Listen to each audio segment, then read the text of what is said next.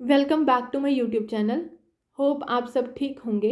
आज इस लेक्चर में हम पढ़ेंगे टॉफ़ीज़ एंड कैरेमल, जिसमें हम इंक्लूड करेंगे प्रॉपर्टीज़ क्या हैं कैरेमल एंड टॉफ़ी की, technology for the manufacturing of caramel and toffee. उसके बाद इसका फुल मैन्युफैक्चरिंग प्रोसेस देखेंगे, कौन कौन से इंग्रेडिएंट लगते हैं कैरेमल एंड टॉफ़ी को बनाने के लिए, उसको डिटेल में पढ़ेंगे। कैरेमल में carbohydrates, fat, milk solid, emulsifier, salt का क्या फंक्शन होता है उसको हम डिटेल में पढ़ेंगे एंड लास्ट में पैकेजिंग। तो चलिए स्टार्ट करते हैं। जो कैरेमल एंड टॉफ़ी है वो one of the most basic and versatile candy product है जो कि चॉकलेट के बाद वाइडली यूज़ किया जाता है एंड ये लार्ज पार्ट है कन्फेक्शनरी इंडस्ट्री का। जो वर्ड टॉफ़ी है ये डिनोट करता है कि ये वो प्रोडक्ट है जिसमें मिल्क सॉलिड नहीं प्रेजेंट होते, जिसको हम brown sugar, glucose syrup, fat, mainly butter fat से बनाते हैं। ठीक है, ये सिमिलर लगता है बटर स्कॉच के साथ, बट फ़र्क होता है दोनों की इंटेंसिटी ऑफ हीटिंग पे। एंड जो बटर स्कॉच होता है उसमें हाई मॉइस्चर कंटेंट प्रेजेंट होता है एज़ कम्पेयर टू टॉफ़ी। ठीक है, तो जो कैरेमल है वो कैरेमल जो टर्म है वो डिस्क्राइब करती है वो प्रोडक्ट जिसको बनाया गया हो ब्रेक डाउन करके कार्बोहाइड्रेट का बाय हीट या फिर हीट एंड एल्कली ट्रीटमेंट के साथ। ठीक है, these are mainly used as a colouring agent. Next is a जो कैरेमल होता है वो वाइड रेंज ऑफ टेक्सचर्स में मिलता है, कलर, फ्लेवर एंड प्रोडक्ट्स में मिलता है। जो ये बहुत कॉमन कन्फेक्शनरी है जिसको अकेले भी कंज्यूम किया जाता है and with chocolate, marshmallow, nuts and inclusions के साथ, अदर इंक्लूशंस के साथ भी कंज्यूम किया जाता है। कुछ इसकी एप्लीकेशंस हैं जैसे कि caramels wrapped for consumption, for deposition into chocolate shells, as ice cream topping and ingredients in other confectioneries and desserts. Likewise जो टॉफ़ी है वो अवेलेबल होती है वाइड बहुत सारे टेक्सचर्स में and soft to hard brittle which is mainly govern by the composition and final cooking temperature. Next is fudge. क्या होता है फज? एक अनदर टाइप है कन्फेक्शनरी प्रोडक्ट की जो कि रिजेंबल करती है टॉफ़ी एंड कैरेमल को, बट ये डिफरेंट होती है इसकी प्रोसेसिंग पे, क्योंकि इसमें जो शुगर क्रिस्टल्स होते हैं वो डेवलप हो जाते हैं ड्यूरिंग द कुकिंग। नॉर्मली इसमें ज़्यादा शुगर एंड मिल्क प्रेजेंट होता है as compare to toffee and caramel. जो मिक्सचर है इसमें sugar, milk, butter and vegetable fat का, उसको हीट किया जाता है सॉफ्ट बॉल होने तक 1160 डिग्री सेल्सियस पे एंड देन उस मिक्सचर को बीट किया जाता है, उस मिक्सचर को उसके बाद उसको कूल किया जाता है जब तक वो सॉफ्ट सा ना बन जाए एंड उसका क्रीमी टेक्सचर ना आ जाए। The characteristic of fudge are more dependent on the processing conditions rather than formulation. जो एक इम्पॉर्टेंट क्रिटेरिया है कि गुड क्वालिटी का फज है या नहीं, उसको हम कैसे देखेंगे? वो जो गुड क्वालिटी का फज होगा उसमें माइक्रोबायोलॉजिकली वो सेफ होगा, वो फिल्म होगा एंड वो यूनिफॉर्म टेक्सचर में होगा।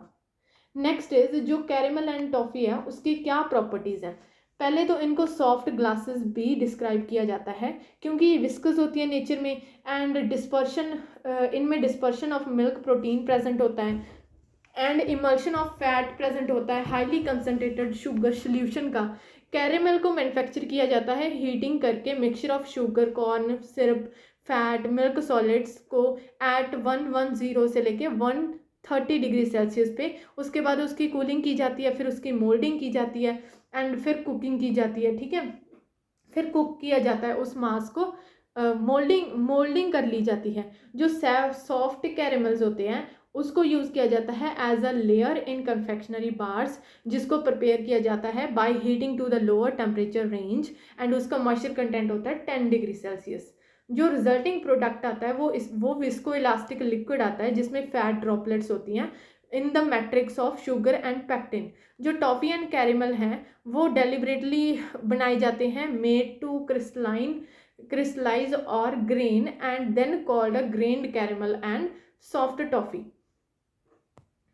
नेक्स्ट कौन कौन से इक्विपमेंट्स है जो टॉफ़ी एंड कैरेमल को मैन्युफैक्चर करने के लिए यूज़ होते हैं? ट्रेडिशनली इनको पहले बनाया जाता था फ्यूल या फिर जो गैस फायर्ड पैन्स होते हैं, स्टीम बॉयल्ड पैन्स होते हैं, उन पे ये जो पैन्स होते थे ना वो बॉब फिटेड स्टेरर होता था उनके साथ, तो और वो उनके साथ हिंग्ड स्क्रैपर्स होते थे जो कि थ्रोन होते थे outward by centrifugal force to remove the cooking toffee from every part of the heating surface.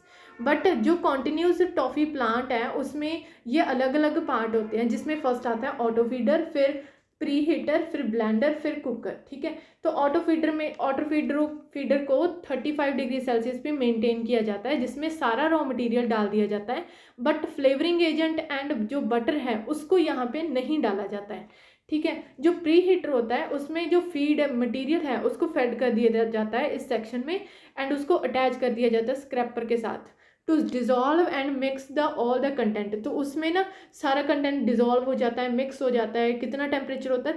95 degree Celsius. इसमें कुकिंग होती है बाय स्टीम और by changing the steam pressure, और टेम्परेचर इसमें कंट्रोल्ड होता है। नेक्स्ट होता है ब्लेंडर।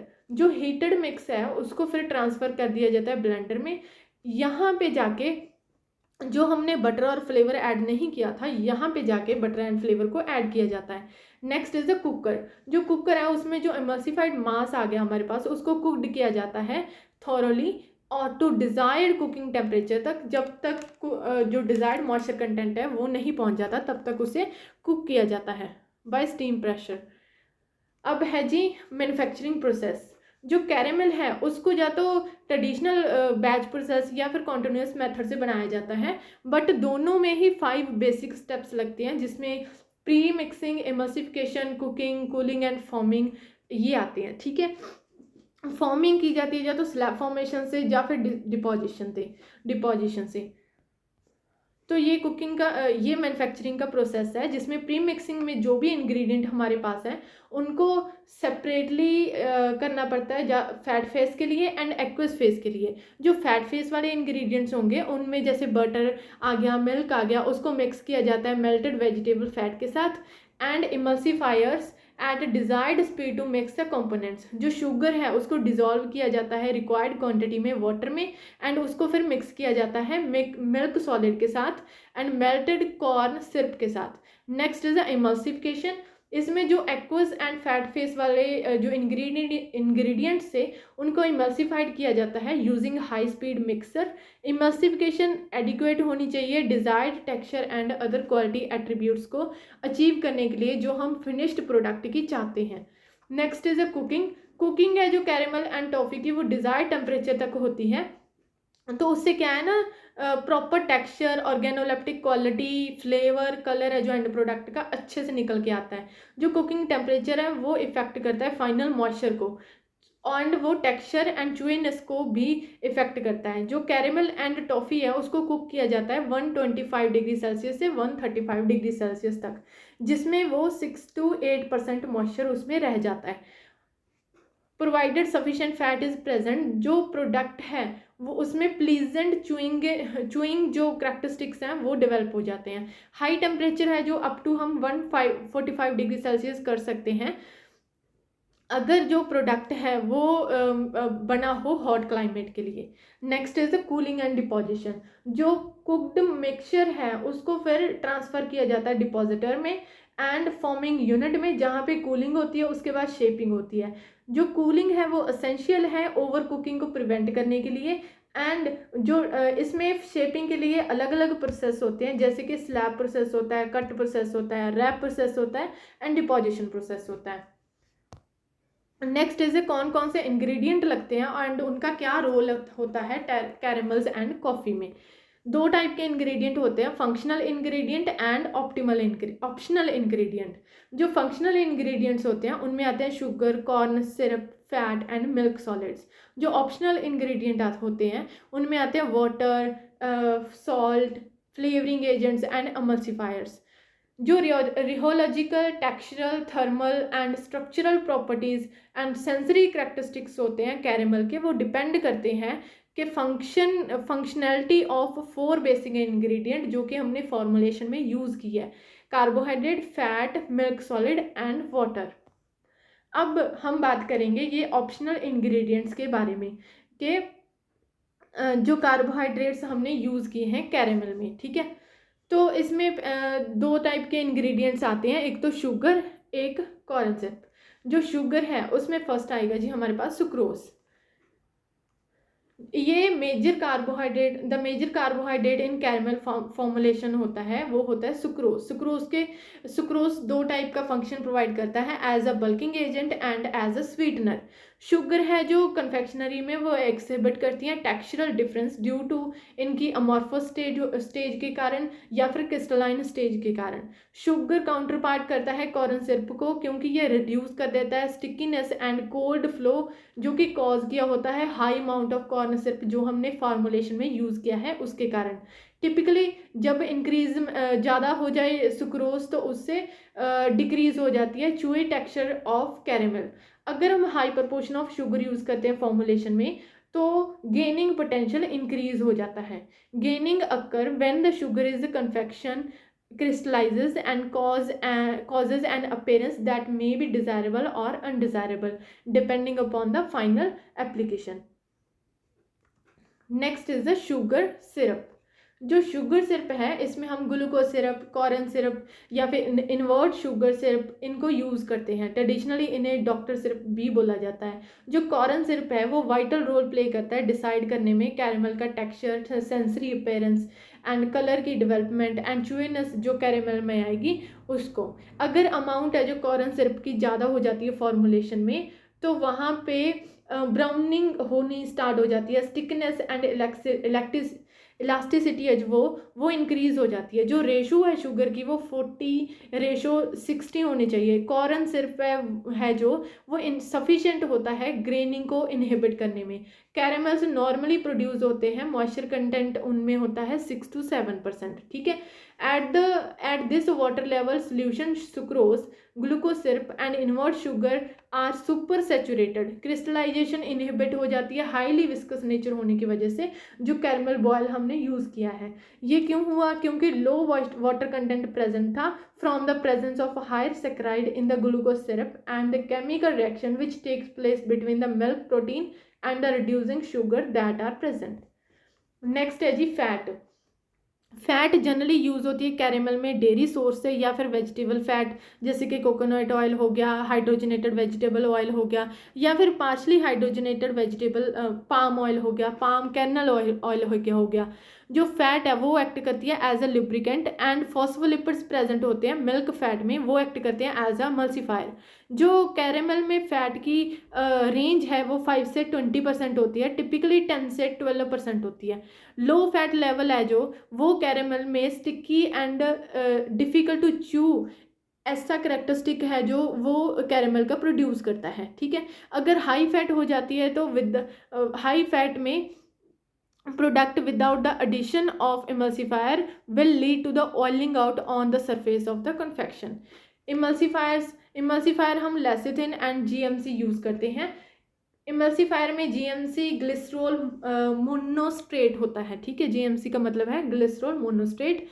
तो ये इमल्सीफायर टिपिकली कैरेमल में यूज़ किए जाते हैं 0.2 से लेकर 0.3% ऑफ द लिपिड कंटेंट तक। सॉल्ट एक्ट करता है एज अ हिमेक्टेंट एंड ये प्रिवेंट करता है प्रोडक्ट को ज़्यादा ब्लेंड होने से। ठीक है, नेक्स्ट हमारे पास आती है जी मिल्क सॉलिड्स। जो मिल्क सॉलिड्स हैं, मिल्क सॉलिड्स इम्पार्ट करते हैं different characteristic on the caramel. First is they produce the background milk flavour. Second is the जो प्रोटीन है एंड जो फैट है वो एड करती है, हेल्प करती है प्रोड्यूस करने में टेक्सचर एंड च्यूइनेस। थर्ड इज जो प्रोटीन एंड लैक्टोज है वो इंट्रैक्ट करते हैं during heating and characteristic caramel flavour produce करते हैं। कॉमन फॉर्म है जो मिल्क सॉलिड की वो यूज़ की जाती है high quantity of caramel is cream, evaporated milk, sweetened condensed milk. जब पाउडर्स एंड स्वीटेंड वे को ने ज़्यादा पॉपुलैरिटी गेन की थी तब non fat milk solids use किए जाने लगे। बट जो हाई अमाउंट ऑफ लैक्टोज है वो उसको रिप्लेस कर दिया वे ने। ठीक है, तो जो मिल्क फैट है वो इम्पार्ट करते हैं richness in flavour. It also act as a lubricant and ये फैसिलिटेट करते हैं मैकेनेबिलिटी को एंड इफेक्ट करते हैं कैंडी के टेक्सचर को, कंट्रोल करते हैं शुगर की क्रिस्टलाइजेशन को एंड फ्लेवर ऐड करते हैं। Next is packaging and storage of confectionery. Wide variety of packaging material use किए जाते हैं। Besides cellulosic and aluminium foil are used for confectionery items. जो चॉइस है पैकेजिंग मटेरियल की वो डिपेंड करती है कि हमें शेल्फ लाइफ कितनी चाहिए जो हमने प्रोडक्ट उसमें रैप करना है, ठीक है, एंड उसकी कॉस्ट कितनी है उस पर डिपेंड करती है। मोस्ट कॉमन चॉइस है जो वो प्लास्टिक होती है या फिर laminate based flexible packaging material होता है, जिसको अब रिप्लेस कर दिया है paper and aluminium based packaging material ने, ओइंग टू द, क्योंकि इनकी ज़्यादा बेटर प्रॉपर्टीज़ हैं, लोअर कॉस्ट है, लो डेंसिटी पॉली इथिलीन। ये एक इकोनॉमिकल पैकेजिंग मटेरियल है जिसका बहुत ज़्यादा लो WTVTR होता है, बट ये परमेबल होता है वॉलेटाइल फ्लेवर के, एंड ये इसका ग्रीस रेजिस्टेंस है जो वो बहुत ज़्यादा पुअर होता है। जो हाई डेंसिटी पॉलीइथिलीन है वो स्टिफर होता है, मोर ट्रांसुलेंट होता है, एंड इसका बेटर बैरियर प्रॉपर्टीज़ होती हैं इसकी, एंड ये हाई सीलिंग टेम्परेचर से but needs high ceiling temperature, ठीक है। तो जो पॉलीप्रोपिलीन है वो बेस्ट सूटेड है कन्फेक्शनरी पैकेजिंग के लिए, क्योंकि इसकी ना बैरियर प्रॉपर्टीज़ हैं वो बहुत ज़्यादा अच्छी हैं।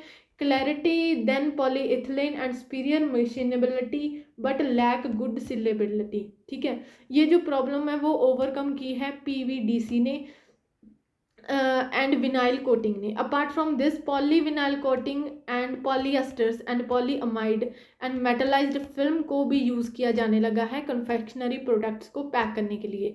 अगर लॉन्ग टर्म स्टोरेज के लिए कॉफ़ी एंड कैरमल्स को पैक करना है तो उनको 25 से 30 degree Celsius temperature and low relative humidity पे रखा जाता है।